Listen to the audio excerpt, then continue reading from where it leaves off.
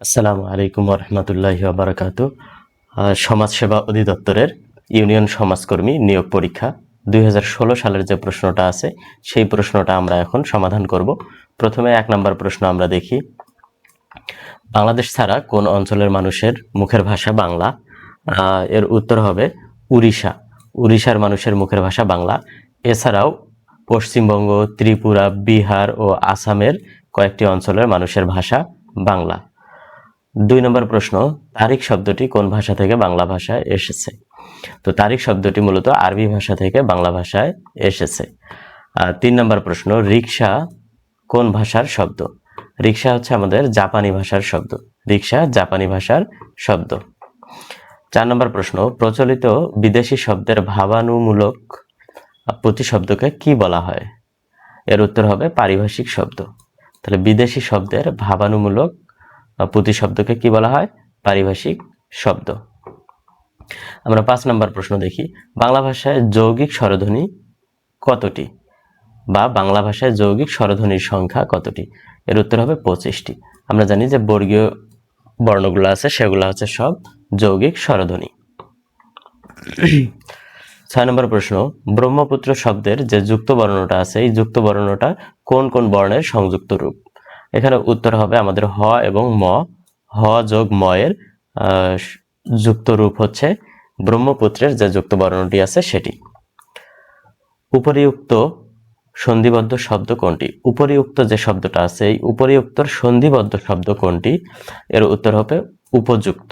এর উত্তর কি হবে? উপযুক্ত। নিচের কোনটি রূপক কর্মধারায় সমাসের উদাহরণ? অপশনগুলো দেয়া আছে মনমরা, মন গড়া, মন মাঝি, পরাণ প্রিয়। তাহলে আমরা এখান থেকে কোন অপশনটা নিব? গ নাম্বার, মন মাঝি। মন মাঝি হচ্ছে রূপক কর্মধারায়। এখানে 2টা নাউন থাকবে, প্রথম নাউন এবং দ্বিতীয় নাউন। এখানকার মধ্যে একটা নাউনকে দেখা যাবে, একটা নাউনকে দেখা যাবে না। 9 নম্বর প্রশ্ন, আছো তুমি জগৎ মাঝারে।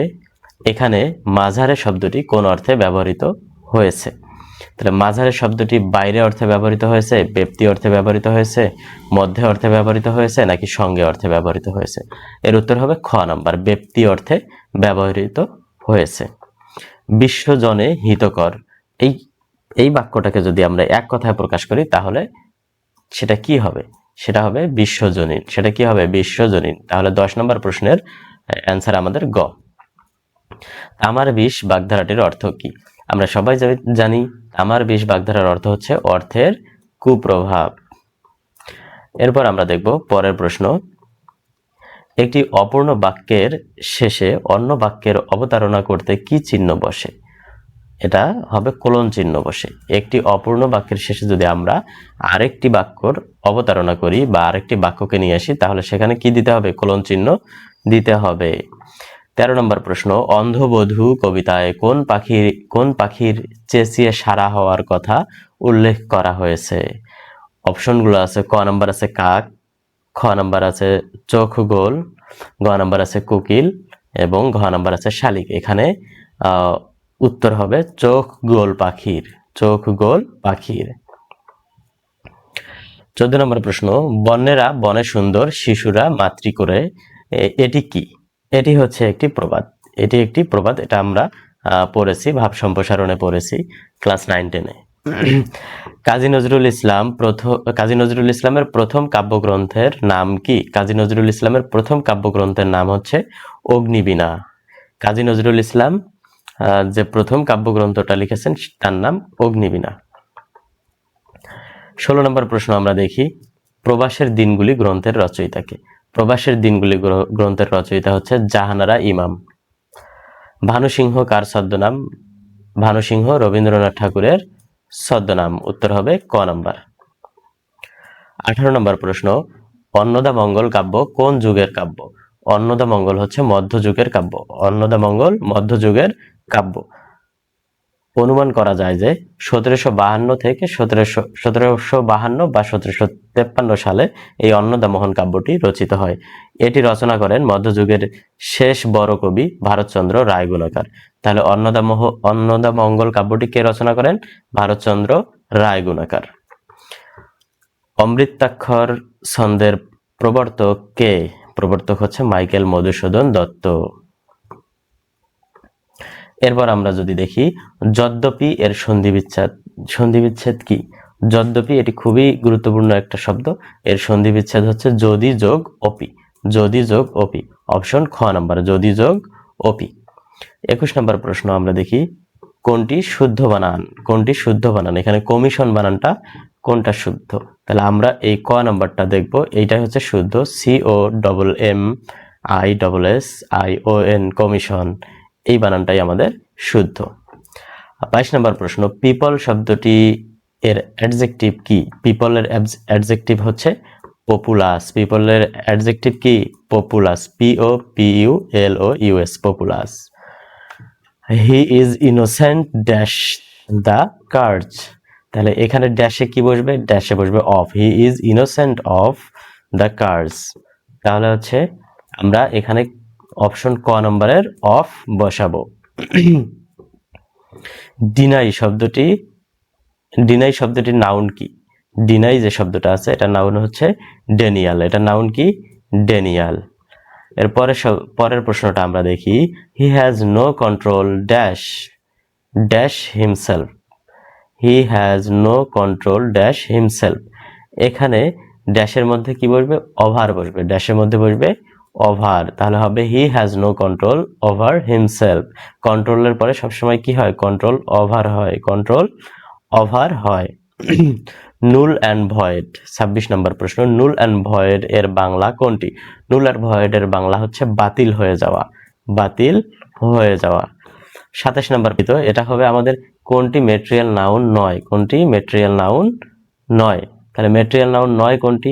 রিং হচ্ছে আমাদের মেটেরিয়াল নাউন, বুক এটাও মেটেরিয়াল নাউন, পেপার এটাও মেটেরিয়াল নাউন, কিন্তু রিভারটা মেটেরিয়াল নাউন নয়, কারণ নদী দিয়ে কিন্তু অন্য কোনো কিছু তৈরি করা যায় না। রিং দিয়েও তৈরি করা যায়, বুক দিয়ে লাইব্রেরি তৈরি করা যায়, পেপার দিয়ে বই তৈরি করা যায়, কিন্তু নদী দিয়ে কিছু তৈরি করা যায় না। আধুনিক ইংরেজি সাহিত্যের জনক কে? আধুনিক ইংরেজি সাহিত্যের জনক হচ্ছে চৌচার। কে? চৌচার, জিওফ্রে চৌচার। এর পরের প্রশ্নটা আমরা দেখি 29 নাম্বার কোনটি শুদ্ধ বানান? এখানকার শুদ্ধ বানান হচ্ছে খ নাম্বার POSSESSION, POSSESSION। তাহলে 30 নাম্বার প্রশ্ন আমরা এবার দেখব কোনটি ভার্ব? এখানে ক নাম্বার আছে ক্লোথ, খ নাম্বার আছে ব্লাড, গ নাম্বার আছে ফুড, আর ঘ নাম্বার আছে ফিড। আচ্ছা, ক্লোথ মানে কাপড়, ব্লাড মানে রক্ত, ফুড মানে খাবার, আর ফিড মানে খাওয়ানো। আমরা কি জানি? ফিড মানে খাওয়ানো, ইট মানে খাওয়া, ফিড মানে খাওয়ানো, তাহলে এই ফিডটাই হচ্ছে আমাদের ভার্ব। 31 নম্বর প্রশ্ন আমরা দেখি may Allah help you, what kind of sentence? এই সেন্টেন্সটা আমাদের কি সেন্টেন্স? এই সেন্টেন্সটা হচ্ছে আমাদের অপটেটিভ সেন্টেন্স, অপটেটিভ সেন্টেন্স। তাহলে অপটেটিভ সেন্টেন্সগুলো কি? কাউকে হচ্ছে কারো জন্য দোয়া করা, আশীর্বাদ করা, কারো কাছে হচ্ছে অভিশাপ দেওয়া, এই টাইপের সেন্টেন্সগুলো কিন্তু আমাদের অপটেটিভ সেন্টেন্স। জেন্টেল এর বিপরীত শব্দ কি? জেন্টেল এর বিপরীত শব্দ হচ্ছে রুড। জেন্টেল এর বিপরীত শব্দ কি? রুড। আমরা বলি না যে রুড ব্যবহার, তাহলে রুড ব্যবহার মানে কি? খারাপ ব্যবহার, উগ্র ব্যবহার। আর জেন্টেল মানে হচ্ছে জেন্টেলম্যান, মানে ভদ্রলোক, ভদ্র ব্যবহার। হোমলি শব্দটি কোন পার্টস অফ স্পিচ? হোমলি শব্দটি হচ্ছে আমাদের অ্যাডজেক্টিভ। হোমলি শব্দটি অ্যাডজেক্টিভ। তাহলে আমরা এখানে এলওয়াই দেখতে পাচ্ছি, হোমের শেষে এলওয়াই দেখতে পাচ্ছি। এলওয়াই থাকলে কি হয়? দুইটা পার্টস অফ স্পিচ হয়, একটা অ্যাডজেক্টিভ, একটা হচ্ছে অ্যাডভার্ব। তো এলওয়াই কে বাদ দেওয়ার পর যদি বাকিটা নাউন হয় তাহলে সেটা আমাদের হবে অ্যাডজেক্টিভ, আর এলওয়াই কে বাদ দিলে যদি বাকিটা কি হয়? ভার্ব হয়, তাহলে সেটা হবে অ্যাডভার্ব। আশা করি আপনারা বুঝেছেন। এরপরে 34 নম্বর প্রশ্নটা আমরা দেখি থিফ। থিফের প্লুরাল কোনটি? থিফের প্লুরাল হচ্ছে থিপস, THIEVES, থিপস। থিফ মানে চোর, চোরের প্লুরাল হচ্ছে থিপস।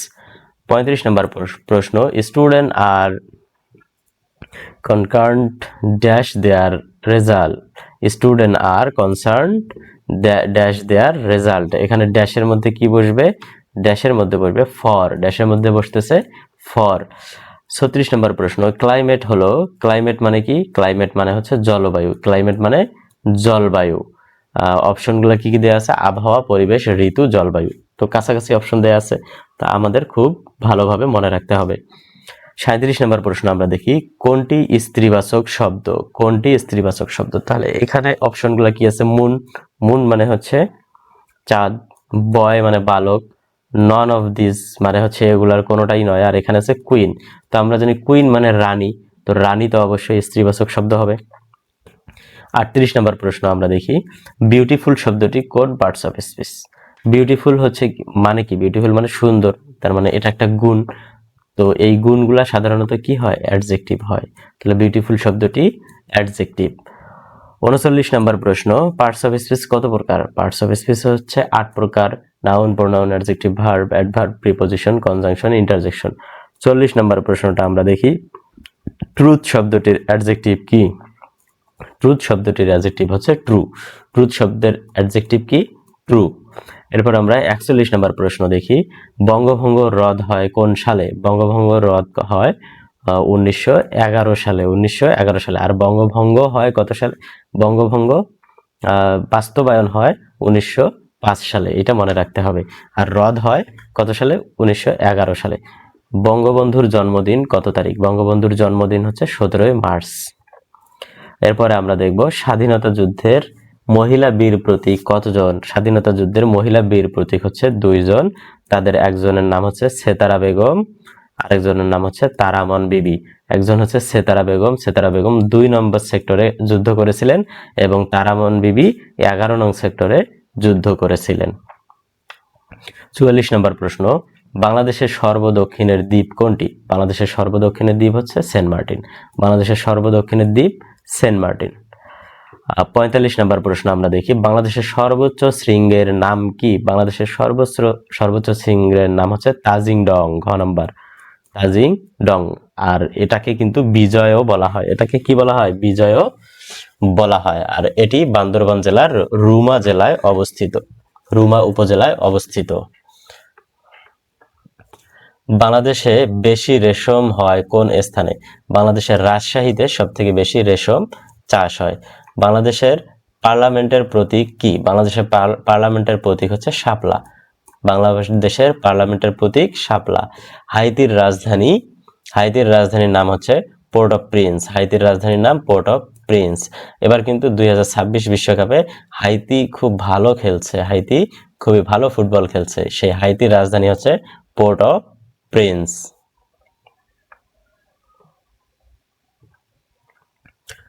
সুইডেনের মুদ্রার নাম কি? সুইডেনের মুদ্রার নাম হচ্ছে ক্রোনো। সুইডেনের মুদ্রার নাম কি? ক্রোনো। 50 নাম্বার এবং আজকের এই পর্বের সর্বশেষ প্রশ্ন হচ্ছে, পৃথিবীর দীর্ঘতম নদী কোনটি? পৃথিবীর দীর্ঘতম নদী হচ্ছে নীল নদ। পৃথিবীর দীর্ঘতম নদী কি? নীল নদ। আশা করি এই ক্লাসটা আপনাদের অনেক উপকারে আসবে। সবাইকে অসংখ্য ধন্যবাদ।